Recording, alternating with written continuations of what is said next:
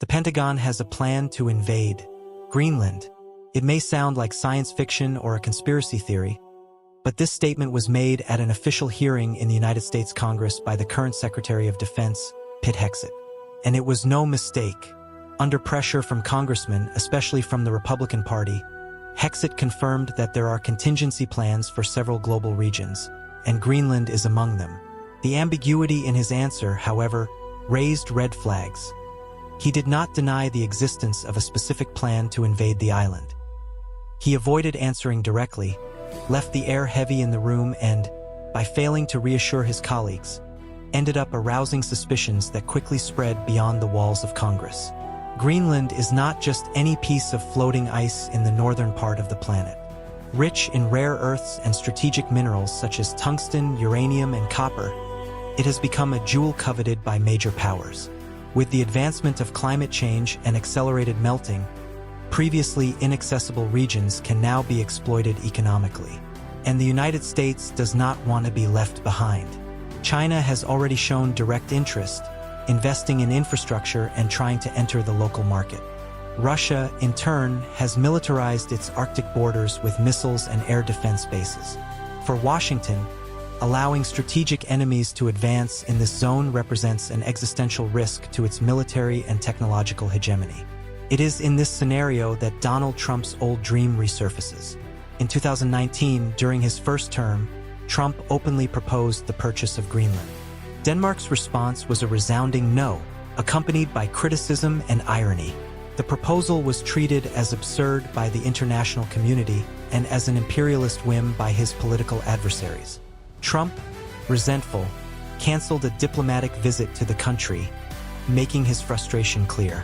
But those who thought the matter was over were mistaken. In Trump's second term, re-elected in 2024, the proposal returned, but now under a new guise: a national security strategy and supremacy in the Arctic.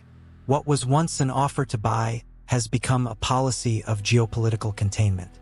In 2025, the Trump administration incorporated Greenland into its national security discourse. The language has changed. It no longer talks about buying, but about protecting American interests.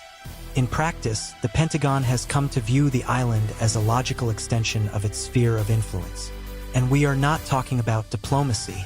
Analyses indicate that the contingency plan may involve hybrid actions: sabotage of infrastructure, co-optation of local leaders, information warfare, surveillance drones, and, if necessary, a military presence disguised as humanitarian operations.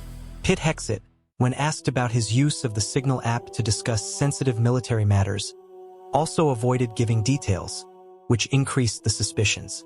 The use of encrypted apps to discuss war plans is controversial, to say the least, and it raises the question: what is being plotted through parallel channels? The refusal to clarify key points about Greenland has not gone unnoticed.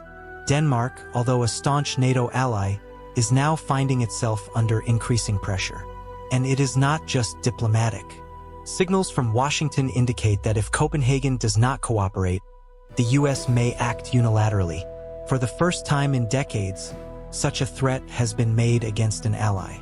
And it comes directly from the center of the most powerful military power in the world. Diplomatic tensions between the United States and Denmark have been growing since the proposed purchase of Greenland was brought back to the table in 2025. Although Denmark has repeatedly stated that the island is politically autonomous and not for sale, the signals from Washington are increasingly clear. The United States will not passively accept Chinese or Russian influence on Greenland. The Trump administration is no longer trying to persuade. It is applying pressure. And this pressure is accompanied by increasingly aggressive rhetoric. In recent speeches, Trump has stated that America has a duty to ensure its energy and technological security wherever it is threatened. A vague phrase that analysts believe is a built-in justification for possible interventions. Behind this scenario lies a much larger geostrategic chess game. Greenland is just one piece. The ultimate goal is to dominate the Arctic, a region that holds vast reserves of oil, natural gas, and critical minerals. The melting of the polar ice caps, while tragic from an environmental perspective, has opened up commercial and military opportunities that were unthinkable decades ago. New sea routes are being formed, shortening the time it takes to travel between Europe and Asia. And whoever controls these routes will also have the power to influence global trade. The US knows it, China knows it, Russia knows it, and that is why the tone has changed. Amid this quiet race for control of the Arctic, the name of Panama has cropped up in a seemingly unrelated but no less strategic way. Elsewhere in the congressional hearing, Pete Hegseth mentioned that the Pentagon also has contingency plans involving the Panama Canal. This has raised even more questions. Is the United States preparing to take direct control of key areas of global trade under the guise of national security? The Panama Canal, like the Strait of Hormuz or the South China Sea, is a vital lifeline of global trade. Any disruption there would disrupt entire supply chains. The very fact that the United States is considering military action at this point reveals the level of paranoia or strategy that dominates the Department of Defense. Returning to Greenland, the possibility of direct intervention raises delicate questions within NATO itself. After all, attacking or pressuring a territory linked to an ally of the Transatlantic Alliance is unprecedented. The treaties that govern the organization do not foresee this type of internal tension. And what should be done if Denmark requests support against a possible American move? It would be an unprecedented diplomatic shock, putting the very structure of NATO at risk. Some European analysts are already warning that the alliance is being strained from within, with the US adopting an increasingly isolationist stance in speech, but imperialist in practice. Meanwhile, unconfirmed reports indicate that Thule Air Base in northern Greenland is undergoing significant expansion. Satellite images show unusual movements, new construction, and an increased presence of surveillance aircraft and long-range drones.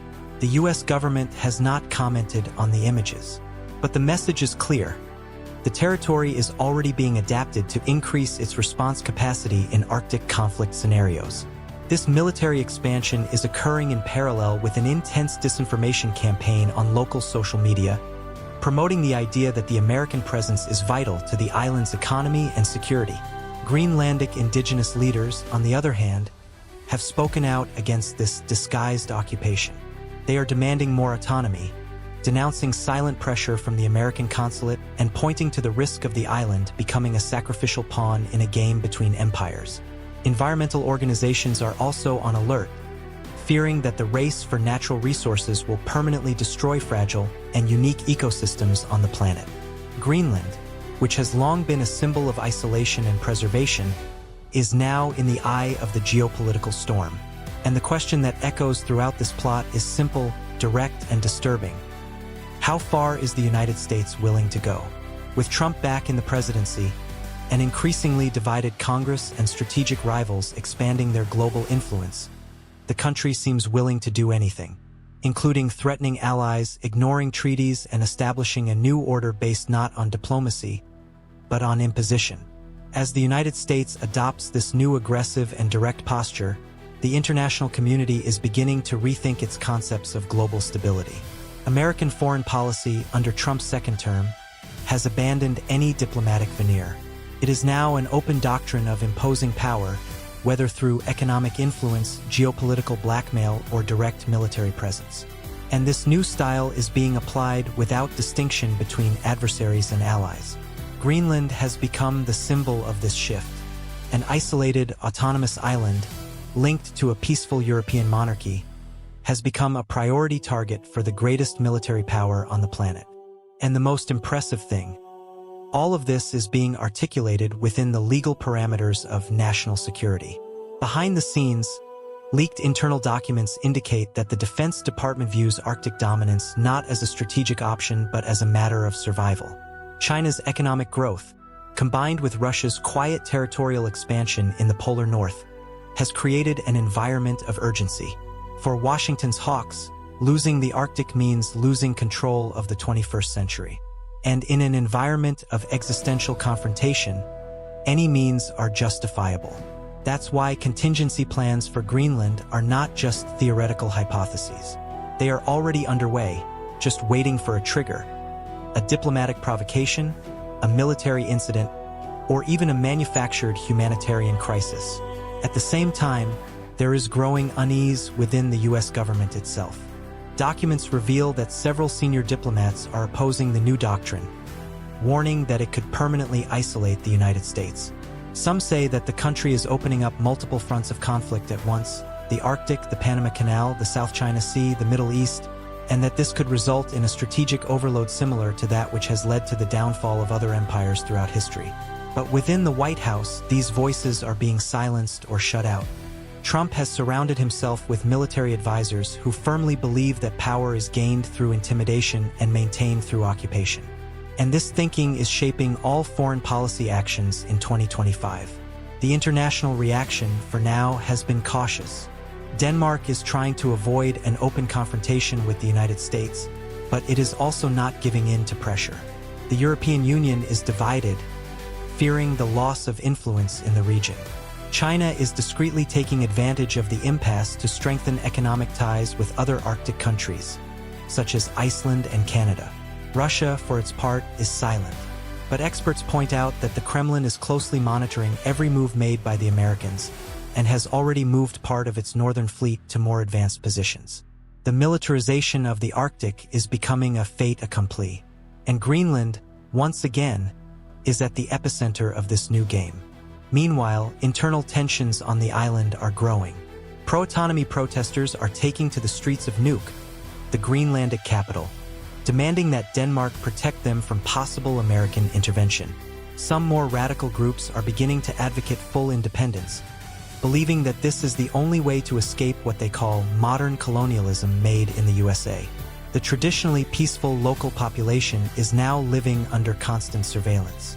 The number of American troops at the Thule base has doubled in the last 6 months, and rumors are circulating about the installation of defensive missile systems on the northern coast of the island. For many, the invasion has already begun, just not with tanks, but with contracts, cooperative soldiers, and silent influence over the local media. And in the midst of all this, one question echoes in the United Nations, in Brussels, in Beijing, in Moscow, and on the streets of Nuuk. If the United States is capable of planning military action against allies under the pretext of strategic defense, who will be next? Panama? Iceland?